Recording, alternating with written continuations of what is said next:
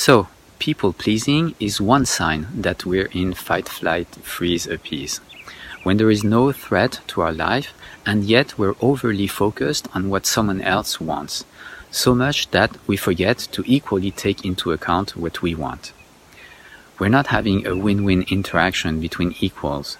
We're driven by fear, and we're no longer able to think clearly, and we've lost awareness of our body sensations and our feelings, and it's just not a situation that's truly satisfying for anyone.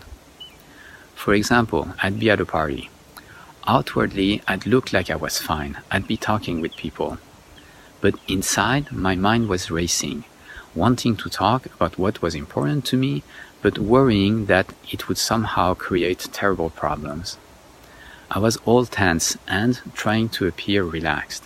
And it was frustrating seeing myself just nodding and smiling and listening to people, making a few remarks, but not daring to truly express myself.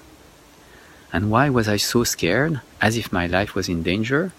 Because I was in fight, flight, freeze, appease, as a result of my unconscious mind seeing similarities between this party and situations in my past where things did happen that the child I was at the time really did perceive as life-threatening. Shyness, strong shyness, or what's called social anxiety, that's another instance of this same thing happening. We know we're uncomfortable, the anxiety can get overwhelming, and yet we don't know why, we don't know what's going on, and it's confusing.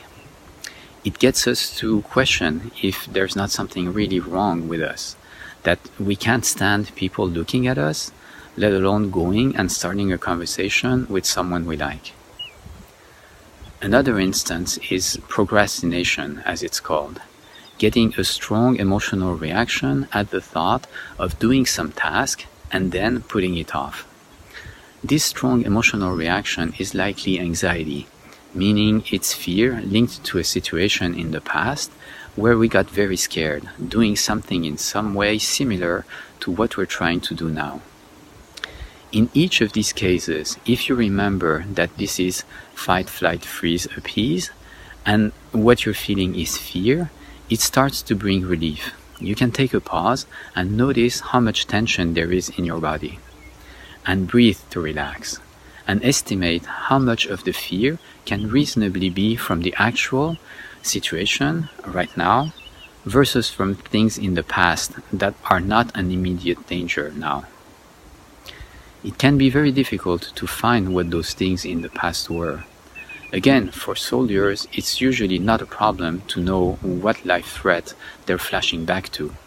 It's not so clear with complex PTSD, when in childhood there were possibly many situations that a child was terrified, thinking, this is it, I'm going to die. Especially since to any adults present, it might not have looked like a life-threatening situation, and so it was never acknowledged, and therefore the child didn't get the opportunity to make sense of it and be reassured, so the event loses its intense emotional charge. Also, to make it easier for you to notice when you're not at peace, I think it's useful to have a clear sense of how it feels when you are at peace, to have a baseline to compare to. Otherwise, it's difficult to know when we're not at peace, and it's difficult to notice when we need to do something to get back to calm. I didn't have this baseline until last summer. I was just so happy that I could get to feeling calm at all. That was such a great improvement from before that I was enjoying that.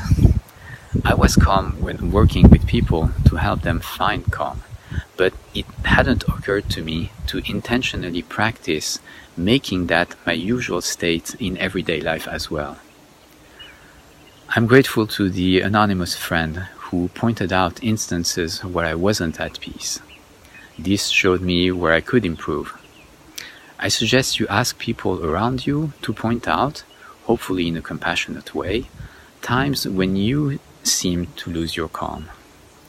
As you build this baseline of what it feels like when you are at peace, maybe you can get into the habit of monitoring, staying aware of tension in your breathing, in your chest and shoulders, in your belly. And that's very useful for noticing while it's happening that you're not fully calm. And then this helps for realizing that, okay, there's no danger to my life right now. So this is fight, flight, freeze, appease, getting triggered from memories of the past. And then you can relax and be present and engage with people how you want to. And that's so much more satisfying than going through life without taking part in it.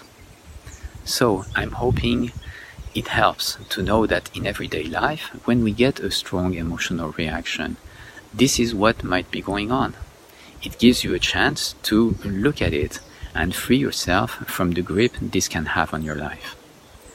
I suggest you take a look at my videos on anxiety for more on how you can free yourself and enjoy your life more. The link is in the description. Take care.